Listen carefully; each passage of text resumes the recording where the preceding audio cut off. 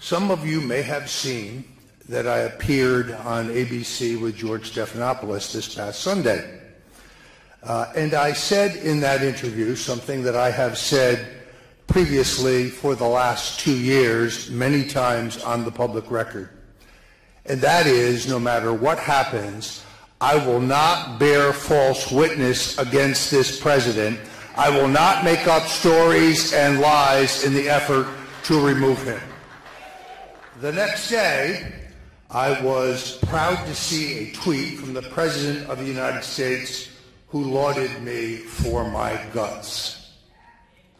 Now, some in the mainstream media went immediately to a host of all liberal legal analysts who said that the President's tweet could constitute witness tampering. Absurd, on the basis of the fact that I have said the exact same thing on the record on numerous forums for the last 2 years. In fact, I denied yet again on ABC that I had any advanced knowledge of the source or the content of the WikiLeaks disclosures, be they allegedly hacked emails or allegedly stolen emails. The exact same thing I said on Meet the Press with Chuck Todd almost a year ago, which got virtually no notice. I think most Americans now understand that the Russian collusion delusion is meant to be a distraction from the far more serious abuse of power in which the Obama administration used the authority and the capability of the state through the use of illegal and illicit FISA warrants to spy on Donald Trump's campaign for president and use the FBI to infiltrate the Trump campaign for the purposes of planting faux Russian collusion. It is also a diversion from the largest treasonous financial scandal in American history. That would be the crime of Uranium One. If people are looking for Russian collusion, they merely need to look at Bill and Hillary Clinton and their acceptance of $145 million from the Russian energy company, while the transfer of 20% of America's enriched uranium was on Hillary's desk for transfer to the Russians. Now, few Americans, I think, could withstand the kind of legal proctological examination that I have been under for the last 2.5 years. I now know, as the New York Times reported on January 20th, 2017, long before the appointment of Mr. Mueller as the special counsel, that I was among 3 advisors to Donald Trump, the candidate, under surveillance by the previous administration. Probable cause, I ask? No. This has been 2.5 years of hell. Not only was I under surveillance in 2016, but I also know that Mr. Mueller and his strike force have examined every aspect of my life, my personal life, my family life, my social life, my business life, my political life, my sex life. FBI agents have been seen rummaging through my garbage. My cleaning lady was interviewed by the Federal Bureau of Investigation. Yet I ask this question: what does any of that have to do with Russian collusion? So we're at a point now where I'm sure many of you heard yesterday that I have elected to invoke my Fifth Amendment rights when it comes to the witch hunts being conducted by the Senate Intelligence and the Senate Judiciary Committees.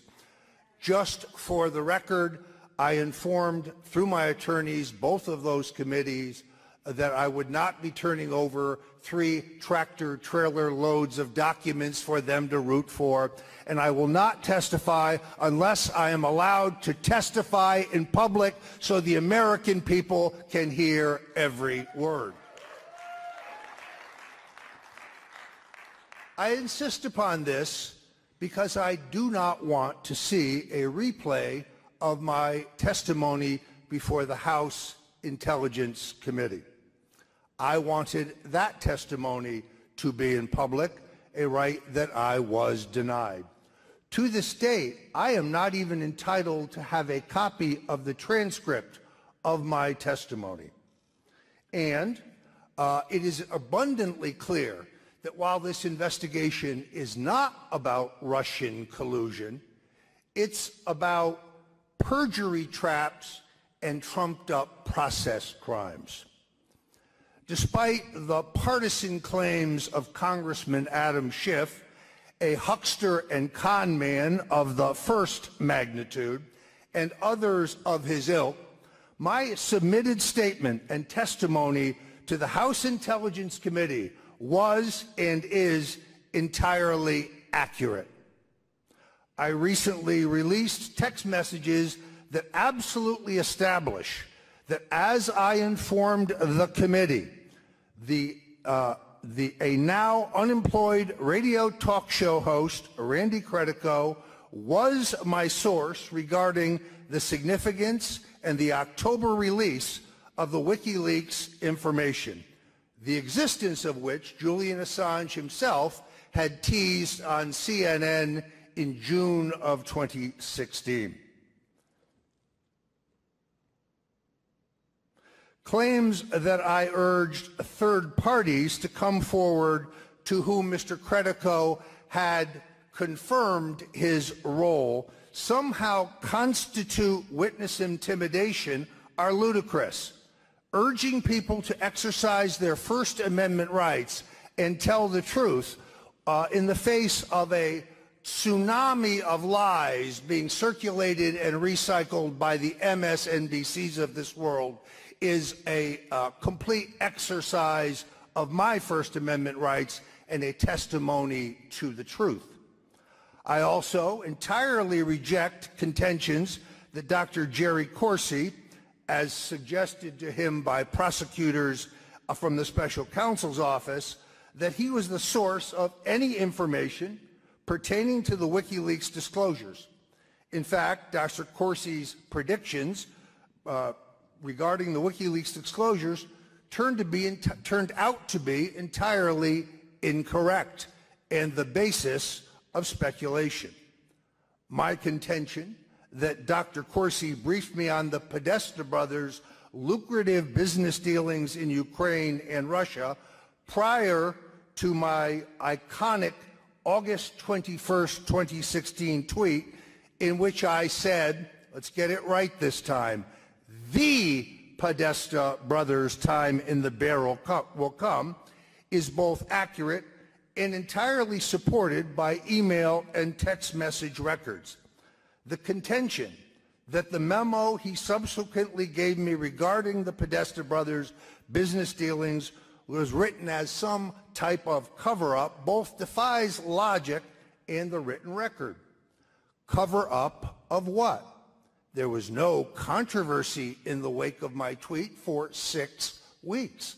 There was no social media chatter. There was no media coverage. There was no Mueller investigation. There was no congressional investigation.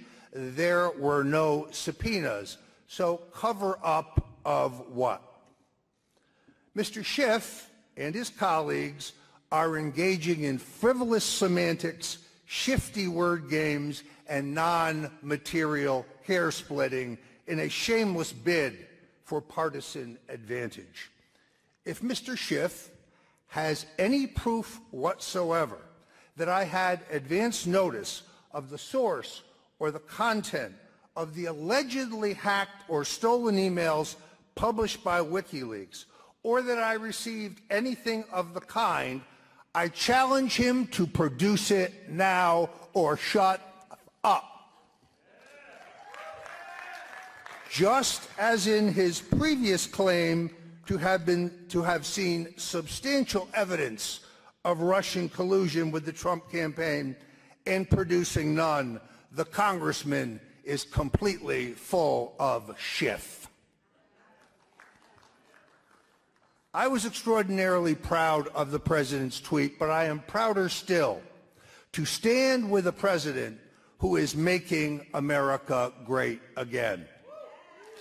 4.2 million new jobs, unemployment at the lowest point since 1969, African American and Hispanic unemployment at the lowest point since we began keeping those statistics, wage growth at the greatest rate in American history, redoing the giant multinational trade deals that have sucked the jobs out of America and doing individual trade deals with our trading partners where we both have mutual benefit.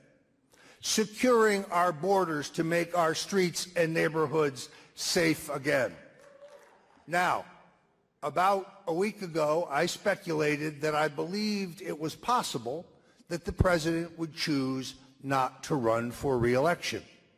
And some in the media said, oh, well, are you saying that he won't be able to be reelected, or are you saying that he's going to be run out of Washington? No. What I am saying is that if the last 2 years are as successful as the previous 2 years, if the president succeeds in continuing to turbocharge our economy, to secure our borders, to revitalize the American dream, to redo the trade agreements, he could walk away from the presidency going down in history as one of the greatest presidents in our history.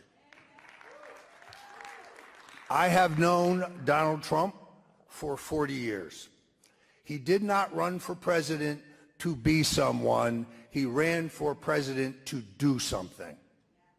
I go back to an interview that he gave perhaps 30 years ago with Oprah Winfrey, in which she said, well, what about public office, Donald? Do you think you would ever run for president? And he said, no, I don't think so, unless things get so bad that I have no choice. This is a president whose presidency has cost him $2 billion. Unlike the Clintons and the Obamas, he is not getting rich off being president of the United States. He did not run for president because he wanted a bigger house. He already had a bigger house. He did not run for president because he wanted a bigger plane. He already had a bigger plane. No, given the slings and arrows of his opponents, given the attacks on him and his family day in and day out, this is not a man who needs the presidency for his own self-esteem. And therefore, I pray that he runs for re-election. I believe that he can be re-elected if the next 2 years are anything like the last 2 years. And I will be proud to stand with the president through thick and thin. Thank you, and God bless you. It's homophobic as, Nathan Lane. I mean, is that homophobic at all? Like, he's a comedian. But homophobic means one is afraid of a group of people. Afraid of them. Okay, this was Jerry Seinfeld, by the way, just to give you a sense of what comedians have been dealing with here. Okay, then I want your reaction to this. Is humor what it once was? Is it unifying, and is it yeah, humor used to be unifying. They say it was divisive, but it actually wasn't, because everyone was a target. Everyone. Now, we don't like gratuitously, mean-spirited, ethnic. No, I'm not talking about that. I'm talking about being able to let your hair down with comedy. Thank goodness Don Rickles Rickles would be, because he wouldn't be allowed in any building. In any building. Because he made fun of absolutely everybody. Your race, the way you look, you're fat, you're small, you're tall, you're bald. Yeah. He made fun of everybody. Blisteringly, lacerating humor. And people found unity because they were all being attacked. And that was his gimmick. At the end of the show, he used to say, I know I make fun of everybody, but I do it to show how really alike we are. We all have these foibles. We all have our hang-ups and our biases. And we all and we can laugh at each other. And like Tyler Perry, like he's getting rid of Medea because I'm sure he's gotten heat for that. He's gotten tons of heat for Medea, and again, knee-slappingly funny. And it's like, was Archie Bunker, not all white people acted like Archie Bunker, but Archie Bunker was a figure for his time, and it made everyone laugh. He represented kind of a moment in our own history. And the liberal son-in-law, same thing, a moment in our history. Well, and you lampooned the bigotry. The bigotry became fun. Yeah. It became funny. And then you could laugh at it. And when you laugh at something, it has no power. Right. Which is why we said last night, the left is horribly boring. They're boring me to death. And they are not funny, and they are anti-fun. This is Jerry Seinfeld with Seth Meyers back in 2015, and one of the funniest guys out there. If you've never seen his stand-up, go see it. It's hilarious. He doesn't go to college campuses any longer. He cited the fact that it's politically correct, and he doesn't need it. He's made $1 billion. He doesn't need to be walking among the landmines of the 18-year-old set. Let's listen. I can imagine a time when people say, well, that's offensive to suggest that a gay person moves their hands in a flourishing motion, and you now need to apologize. I mean, there's a creepy PC thing out there that really bothers me. Yeah, well, it is creepy because you never know where the lines are, and then it blows up in your face. That's the problem. It blows up in your face. So we talked before that clip about being in a comedy club, and it was specifically. Can we hear that part, please? The way people need to justify their cell phone. I need to have it with me because people are so important. Right. You know, I said, well, they don't seem very important the way you scroll through them like a gay French king. You know, just... well... That's very offensive to the gay French king. Well, I did this line recently in front of an audience, and comedy's where you can kind of feel like an opinion. And they thought, what do you mean gay? What are you talking about gay? What are you saying gay? What are you doing? What do you mean, you know? And I thought, are you kidding me? I mean, we can't even... Yeah, well, we didn't play that last night on The Angle, that part of it. But he was explaining a joke he did. You scroll through it like a French king. You know, and what?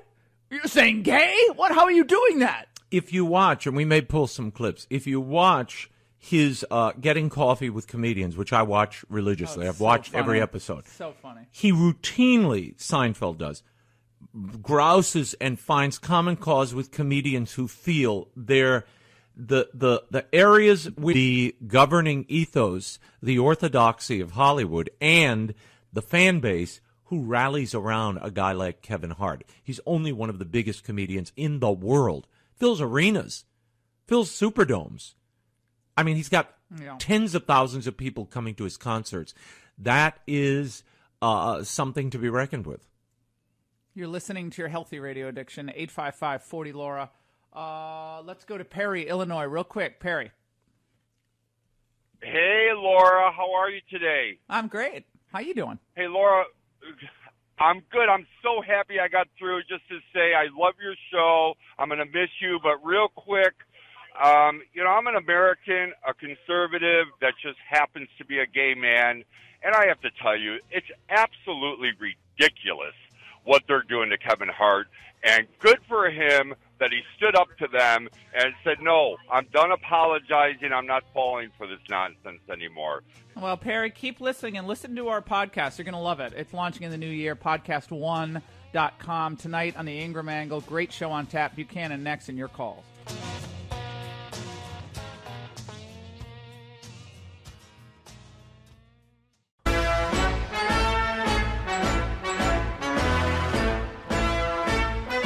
The president tweets. Robert Mueller and Lion Leakin James Comey are best friends. Just one of the many Mueller conflicts of interest. And by the way, wasn't the woman in charge of prosecuting Jerome Corsi, whom I do not know, in charge of legal at the corrupt Clinton Foundation? A total witch hunt. Will Robert Mueller's big-time conflicts of interest be listed at the top of the Republicans' only report? will Andrew Weissman's horrible and vicious prosecutorial past be listed in the report? He wrongly destroyed people's lives, took down great companies, only to be overturned 9-0 in the United States Supreme Court, doing the same thing to people now. Will all of the substantial and many contributions made by the 17 angry Democrats to the campaign of Crooked Hillary be listed in the top of report? Will the people who worked for the Clinton Foundation be listed at the top of the report? Will the scathing document written by Lion James Comey, by the man in charge of the case, Rod Rosenstein, who also signed the FISA warrant, be the big part of the report? Isn't Rod therefore totally conflicted? Will all of them be lying and leaking by the people doing the report? And also Bruce Orr and his lovely wife Molly, Comey, Brennan, Clapper, and all of the many fired people at the FBI be listed in the report? Will the corruption within the DNC and the Clinton campaign be exposed? And so much more. Okay. China talks are going very well. That's more of a column, not a tweet from the president. I think you'd call that a tweet twister, not a storm. It's a twister. Twister. That's a tweet tsunami. Look out below. And meanwhile, China talk's going really well. China talk's He's going feeling very the heat well. from those Wall Street. I'm getting emails from the hedge fund friends of mine. You got to talk him off the cliff. You got to get him off the tariffs. Joining us now, we're getting all your calls, so be patient on this Academy Awards orthodoxy of the mind, and they're trying to twist poor old Kevin Hart into oblivion over his comments, past routines that included references to gay Americans. Everybody has to apologize 24/7. They should just preemptively and retrospectively apologize for everything that will happen and has happened. So I just want to tell all of you, I apologize for everything I've said in the past that was insensitive and everything I will say in the next 10 minutes. Keep going. Pat Buchanan is with us now, of course, former advisor to several presidents, columnist, extraordinaire, speechwriter, author, adore him, miss him, I don't see him enough, but he joins us now. He wrote a great piece on 41 and the life of 41 and the political ideology, Reaganism giving way to Bushism, what all that meant. But before we get into that, I want to talk to him about where we are at this moment with the this special counsel report kind of beginning to bear down and the president's response to this. Pat, how are you? Merry Christmas. Doing fine, Laura. How are you? I'm well. I've been thinking about you a lot this week with the Bush funeral and all the media having their convenient case of amnesia. So I want to get into that, but let's talk about where this administration is right now. The White House Chief of Staff is going to be on his way out, it looks like, in the next few days. Got Rex Tillerson giving speeches. And we'll play this for you, Pat, hitting the president. Again, the establishment roaring back. Let's listen. I had never met Donald Trump until the day he asked me to be Secretary of State. It was challenging for me, coming from the disciplined, highly process-oriented ExxonMobil Corporation, to go to work for a man who is pretty undisciplined, doesn't like to read, doesn't read briefing reports, doesn't like to get into the details of a lot of things, but rather just kind of says, look, this is what I believe.